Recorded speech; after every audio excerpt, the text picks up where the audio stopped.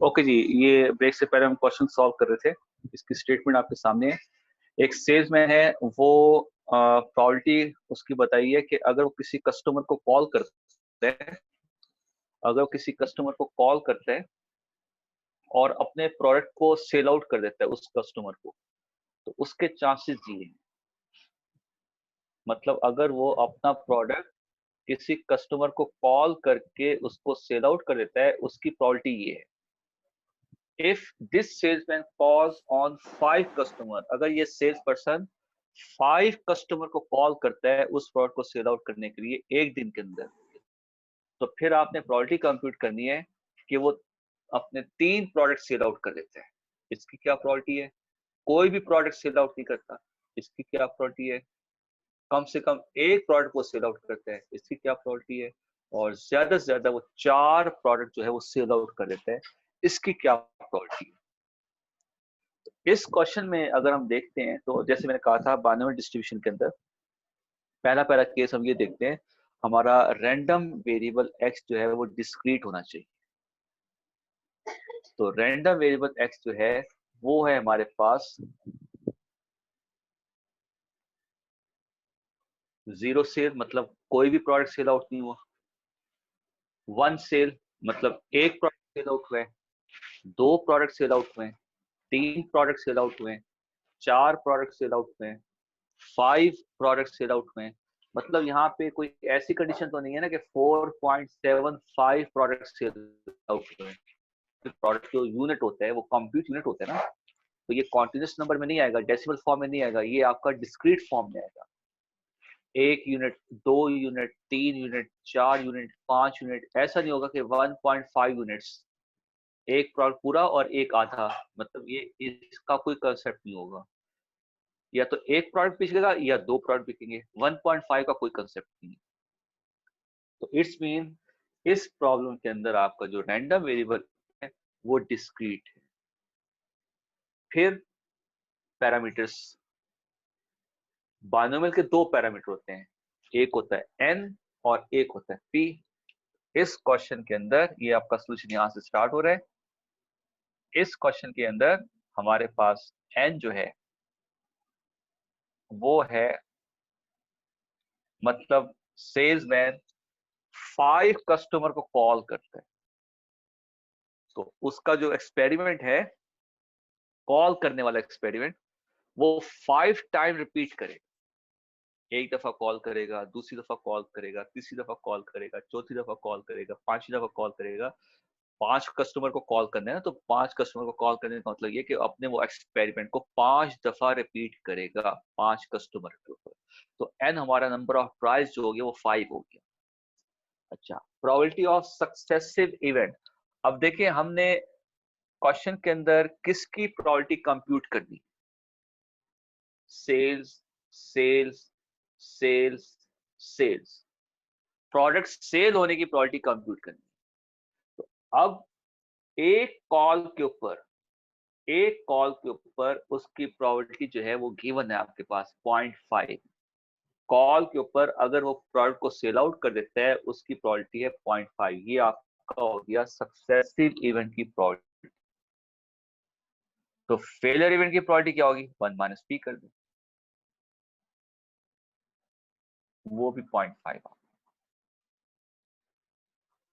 तो हमने क्वेश्चन को पढ़ के एन पी कंप्यूट करके, एन और पी हमें पास गिवन था, वो वहां से कंप्यूट करके क्यू को हमने फार्मूले से कंप्यूट कर दिया।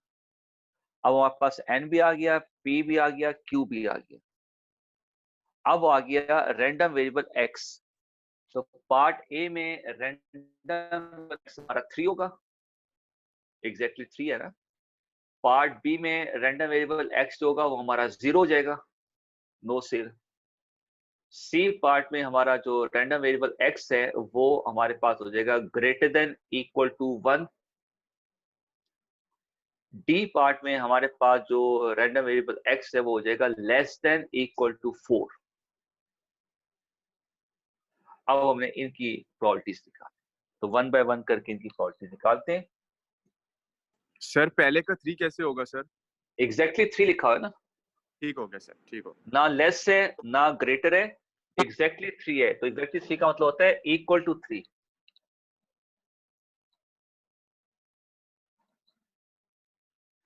ओके जी, अब हम आ रहे हैं पार्ट ए की तरफ। हमने प्रोबेबिलिटी कंप्यूट करनी है x is equal to 3, exactly 3 मतलब not less than not more then.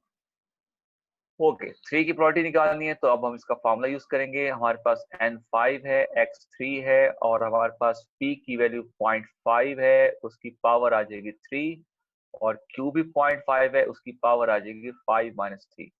5 से 3 का आंसर 10 होता है, आप कैलकुलेटर से चेक कर सकते हैं इसको। और 0.5 की पावर 3 और 0.5 की पावर 2, तो ये आपके पास आ जाएगा 10 इंटू 0.5 की पावर 5 हो जाएगी। तो 0.5 की पावर 5 लेकर उसको 10 से मल्टीप्लाई कर दें।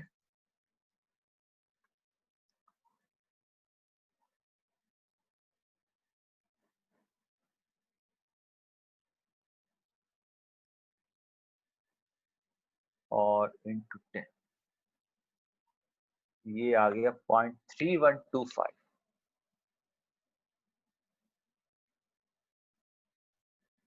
ये आपके पास आ गई एग्जैक्टली 3 की प्रोबेबिलिटी। बी में आते हैं, नो सेल। नो सेल का मतलब होता है जीरो प्रोडक्ट। तो अब आपने एक्स को जीरो लेना है।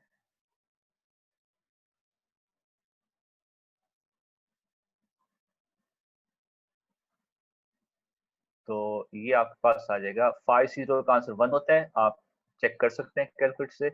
0.5 की पावर 0 ये भी 1 होता है, ये भी आप चेक कर सकते हैं। और 0.5 की पावर 5, इसको अब आप सॉल्व कर लें। 0.5 की पावर 5, ये आपके पास आ गया 1/32, 0.03125। ये आ गई इसकी प्रॉब्लम। सी पार्ट की तरफ आते हैं। At least one sale. At least one sale का मतलब होता है ग्रेटर देन इक्वल टू 1, ये होता है एटलीस्ट 1। तो एटलीस्ट 1 में हम क्या करेंगे, 1 की निकालेंगे प्रोबेबिलिटी, 2 की निकालेंगे, 3 की निकालेंगे, 4 की निकालेंगे, और 5 की निकाल के इन सबको ऐड कर देंगे। या तो आप ये काम करें, सब के ऊपर अलग अलग फार्मूला अप्लाई करके सब की प्रोबेबिलिटीज को ऐड कर दें। दूसरा करना है, अब हम देखेंगे इसके अंदर कौन सा नंबर ऐसा है जिसकी हमने प्रोबेबिलिटी कंप्यूट नहीं की। n5 है ना, तो n5 के रिस्पेक्ट से जो है हमारा रैंडम वेरिएबल x क्या होगा, 0 1 2 3 4 5, ये होगा हमारा n5 के रिस्पेक्ट से। तो इन सब की प्रोबेबिलिटीज हमने निकालनी है, इसकी नहीं निकालनी। इसके अंदर देखें, इसकी नहीं निकालनी, इन सब की निकालनी है। तो जिसकी नहीं निकालनी वो निकाल के उसको 1 में से माइनस कर दो। जिसकी नहीं निकालनी उसकी निकाल के 1 में से माइनस कर दो, जो बच जाएगा आंसर वो ये होगा। तो अब हम इसका कॉम्प्लीमेंट्री इवेंट बनाते हैं। probability of x is greater than equal to 1, this is equal to 1 minus probability of x equal to c। Sir हम 3 से भी कर सकते थे ना वैसे। 3 से कैसे कर सकते थे? 3 की प्रोबेबिलिटी निकाली थी ना, 3 की। नहीं, 3 की हमने निकाली है, मगर 3 को तो हमने इसमें ऐड करना है, हम तो माइनस तो नहीं करना है इसमें से, वो तो हमने इसको ऐड करना है। हाँ, ये है कि जहां पर हमने 3 की प्रोबेबिलिटी कंप्यूट करनी होगी वहां पे हम इसका डायरेक्ट आंसर रख देंगे, ये काम करेंगे, बट उसको तो हमने ऐड करना है। आप देखें ना, हमारा n5 है। n5 का मतलब होता है रैंडम वेरिएबल x 0 1 2 3 4 5 होगा। क्वेश्चन में ये कहा हुआ है 1 और उससे अबव, 1 और उससे अबव की प्रोबेबिलिटी निकालनी है। ये आपका आंसर है, इसका आपने आंसर कंप्यूट करना है। मैंने ये कहा कि इसमें कौन सी ऐसी वैल्यू है जो नहीं आ रही, वो 0 है। जो नहीं आ रही उसकी प्रोबेबिलिटी निकाल के 1 में से माइनस करेंगे। ये हमें रिक्वायर्ड नहीं है, इसकी प्रोबेबिलिटी हमें रिक्वायर्ड नहीं है, हम उलट काम कर रहे हैं। इसकी प्रोबेबिलिटी निकाल के उसको 1 में से माइनस कर रहे हैं। 1 में से क्यों माइनस करें, क्योंकि सारी प्रोबेबिलिटी का सम 1 है। 0 1 2 3 4 5 सबकी प्रोबेबिलिटी का सम 1 है। 1 में से हम 1 से लेकर 5 तक की प्रोबेबिलिटी को माइनस कर देते हैं, तो ये बच जाएगा, और अगर इसको माइनस करेंगे तो ये बच जाएगा। तो हमें इसकी चाहिए प्रोबेबिलिटी, इसकी नहीं चाहिए, इसकी निकाल के 1 में से माइनस कर दी, इसकी प्रोबेबिलिटी आ गई। Okay sir. ये अब आप सिर्फ बी पार्ट का आंसर, जिसमें आपने 0 की प्रोबेबिलिटी निकाली है, बी पार्ट के आंसर को 1 में से माइनस कर दें। बी पार्ट के आंसर में आपने इसकी प्रोबेबिलिटी निकाली है। अब आप सिंपल ये क्या करेंगे, सी पार्ट में ये 1 माइनस 0.03125, 1 में से इसको माइनस कर देंगे, तो ये आपके पास आंसर आ जाएगा 0.96875। ये पार्ट सी का आंसर आ गया।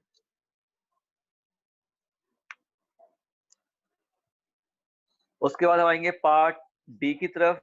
Eight most 4 sales. अब एट मोस्ट का मतलब क्या होता है, लेस देन इक्वल टू 4।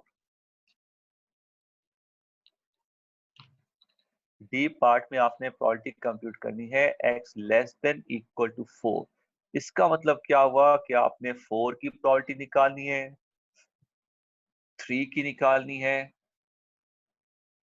2 की निकालनी है, 1 की निकालनी है, और 0 की निकाल के इन सबको ऐड करना है। अब या तो ये काम कर लें आप सारा, इस पे भी फार्मूला लगा दें, इस पे भी फार्मूला लगा दें, इस पे फार्मूला, इस पे फार्मूला, इस पे फार्मूला, सारी वैल्यूज को ऐड करते हैं, आपका आंसर आ जाएगा।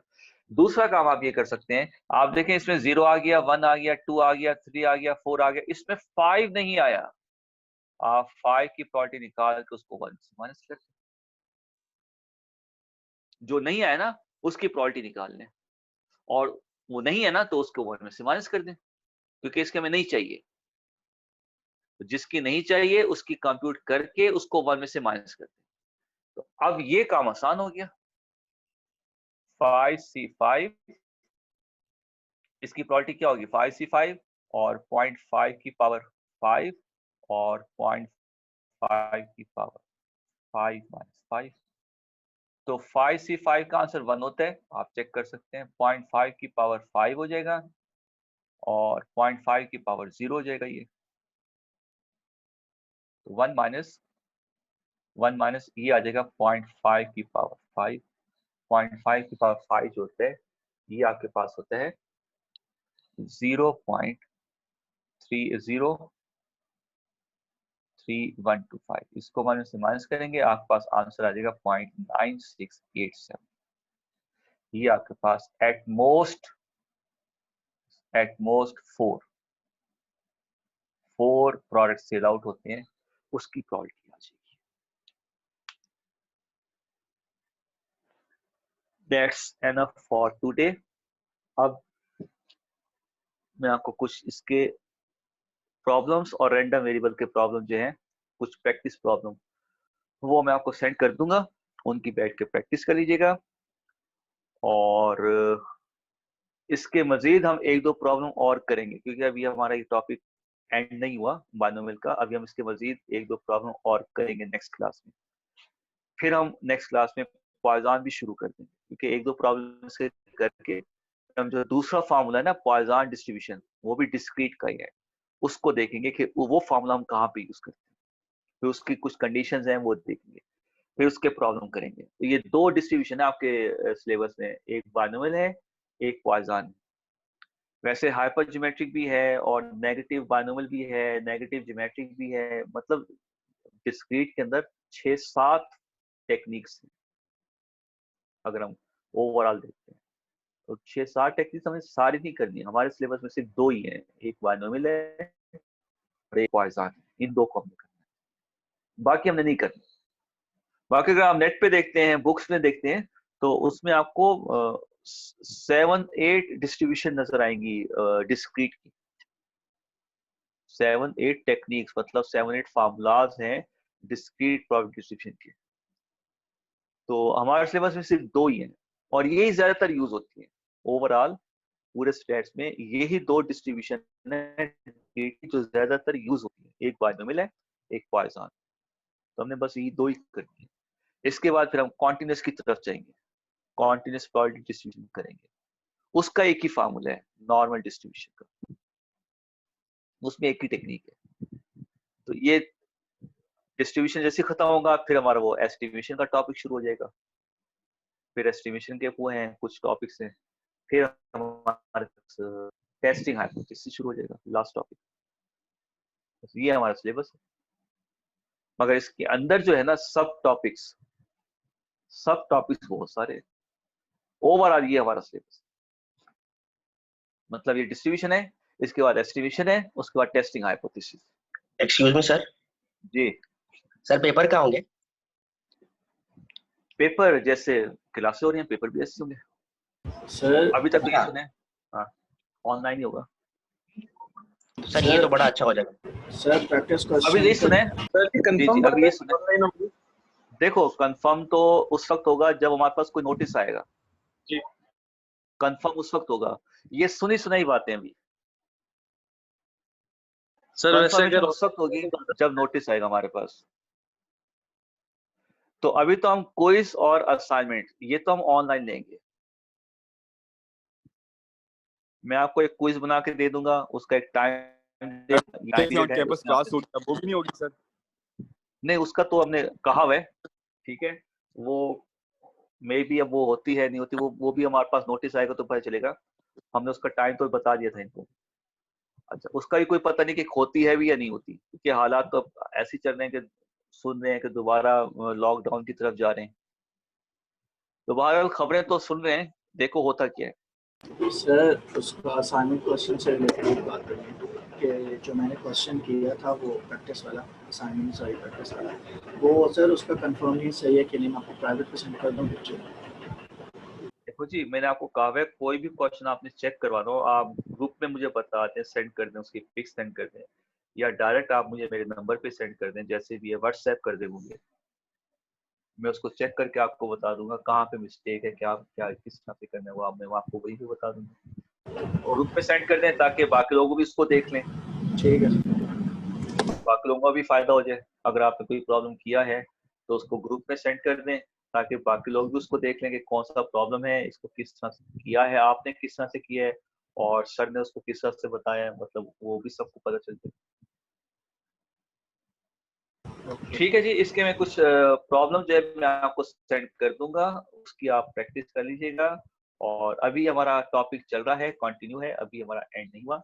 और अभी आप लॉग इन रहिएगा, मैं जो है आपका स्क्रीनशॉट ले लूं अटेंडेंस की और फिर हम क्लास ऑफ कर दें।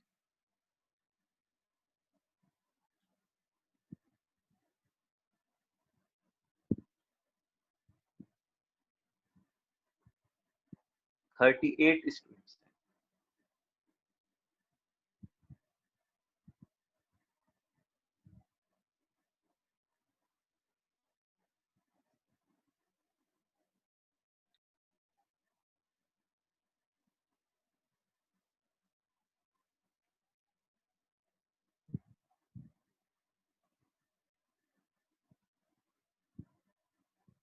ठीक है जी, मैंने आपके स्क्रीनशॉट ले ली।